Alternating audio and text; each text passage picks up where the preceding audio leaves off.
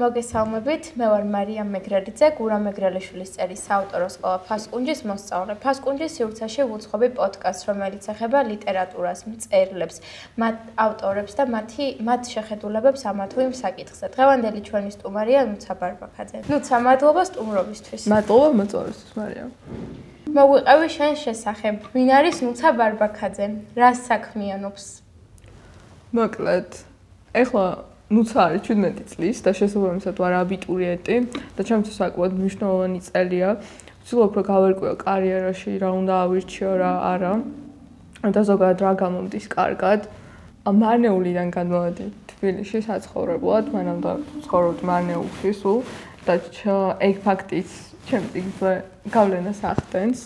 შენს წიგნზე მოგვიანებით ვისაუბრებთ, მანამდე კი მაყურებელს ვეტყვი, რომ ნუცა არის ჩვენი სკოლის ერთ-ერთი ყველაზე წარმატებული მოსწავლე, რადგან მან მოახერხა, რომ 14 წლის ასაკში დაიწყო წიგნის წერა, რომელიც დაარედაქტირა, არაერთხელ ჩაასწორა, შემდეგ გამოსცა და დღეს უკვე ნუცას წიგნი არსებობს სახელწოდებით 17. და აი ახლა რომ ვისაუბროთ შენ წიგნზე, რატომ 17, რას ეხება ის და ზოგადად რატომ გადაწყვიტე, რომ იმ თემაზე დაგეწერა შენი წიგნი, რომელსაც ეხება რეალურად. წიგნს სახელი არ ქონდა მანამდე, სანამ არ დავასრულა და 17 იმიტომ დავარქვი, რომ მთავარი პერსონაჟი გახდა 17 წლის წიგნის ფინალში და შესაბამისად ეგ იყო მთავარი მიზანი ამ სახელის, დანარჩენი სიმბოლური დატვირთვა არ აქვს.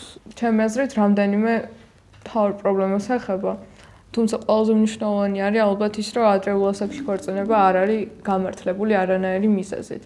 გარდა მაგისა, ვფიქრობ, მშობლების როლს ეხება იმ ფაქტში, რომ ბავშვები კომპლექსდებიან ზოგჯერ ისეთი რაღაცებისგან, რამაც რეალურად არ უნდა დააკომპლექსოთ. ცოტა ვისაუბროთ შენი წიგნის შინაარსზეც. აი, ხომ ყველა მწერლისთვის არსებობს მის წიგნში რაღაც განსაკუთრებული და სიმბოლური ეპიზოდი, რომელზეც შეიძლება ბევრი იფიქრა, ან თუნდაც წიგნის წერის, აი, ბოლოს ყველაზე მეტად ამ ნაწილმა იმოქმედა მასზე. შენ წიგნში თუ არის ასეთი ეპიზოდი და ამ ეპიზოდზე რომ ვისაუბროთ. აი, ბევრი იფიქრა ახსენე და ვცდილობდი რომ ბევრი არ მეფიქრა რა, იმიტომ რომ როცა ვფიქრობდი, აღარ ვწერდი მერე. ანუ ვეღარ ვწერდი ფიზიკურად რა, ზედმეტად ბევრი იდეა მქონდა, მე აღარ მომწონდა წინა ნაწილი, რაც დავწერე, მაგის გამო არის რომ ერთი წელი ზედმეტად თავიდან კითხულობდი და ვარედაქტირებდი და ასე შემდეგ. ანუ რაც უფრო ბევრს ვფიქრობდი, მით უფრო აღარ მომწონდა ხოლმე რა, ამიტომ ვცდილობდი დამეწერა ის, რასაც მაგ მომენტში ვგრძნობდი და მოვიფიქრებდი ხოლმე.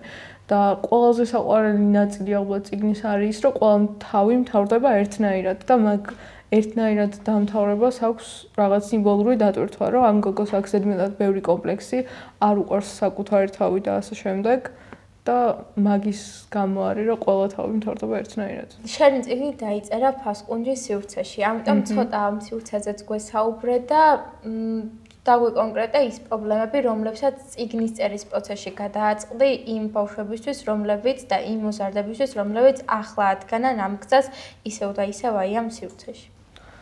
ფასკუნჯში დავდიოდი 3 წელი. პირველად რომ მოვედი იმ ჯგუფში, სადაც ვიყავი, ყველაზე პატარა ვიყავი და საკმაოდ საინტერესო ადამიანები გავიცანი. და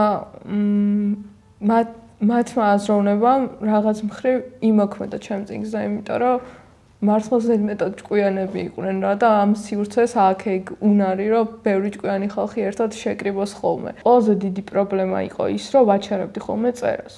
და როცა ვაჩარებდი, ვეღარ ვაგრძელებდი 2 თვე, 3 თვე, არ ვაგრძელებდი უბრალოდ. რაც ანუ სულად მოქმედებდა წიგნზე, იმიტომ რომ მაგას ვამჩნევ, რომ ის თავები, რომელიც მიყოლებით არის დაწერილი, შედარებით უფრო უკეთესია, ვიდრე თავები, რომელსაც გამოტოვება მაქვს დროის შუაში რა.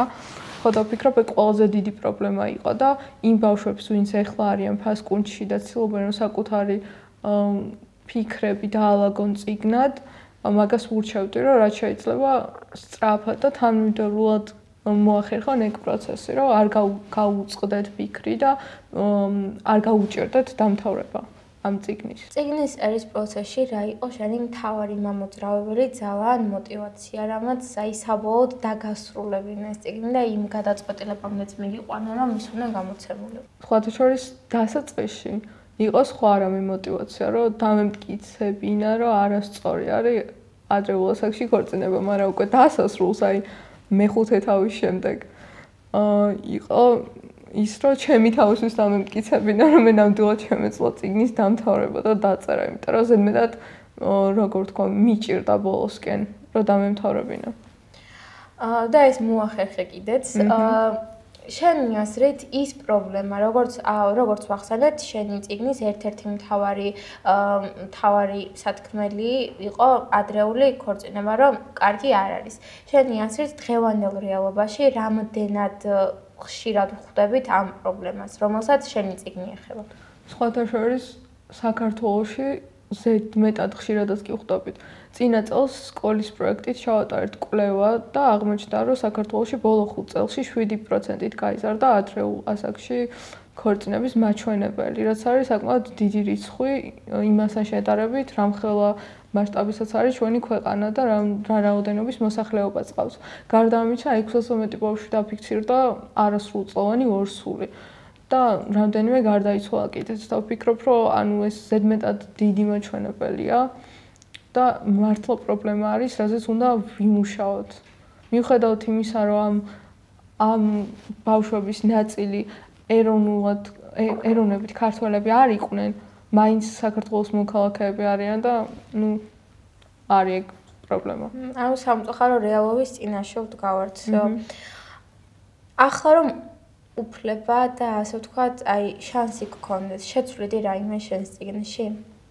კი, სხვათა შორის შევცვლიდი წერის პროცესსაც, რომ ვეცდებოდი არ გამეჩერებინა და რაც შეიძლება მიყოლებით დამეწერა და კიდე შევცვლიდი იმ ფაქტს, რომ ზედმეტად მოკლედ ვაფიქსირავდი ხოლმე რაღაცებს, ანუ არ ვცდილობდი, რომ კარგად აღმეწერა გარემო და ვფიქრობ, საკმაოდ მნიშვნელოვანი არის, როცა ვიღაც კითხულობს, ანუ ჩემთვის როგორც მკითხველისთვის მნიშვნელოვანია კარგად აღწერილი გარემო, იმიტომ რომ მიმარტივდება ხოლმე წიგნის წარმოდგენა რა.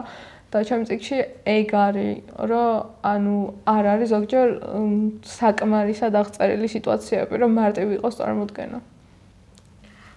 როგორც თინეიჯერი, რომელიც უკვე წიგნის ავტორია, რას ფიქრობ თანამედროვე ქართულ ლიტერატურაზე, რომლის ერთ-ერთი ნაწილი უკვე თავად ხარ?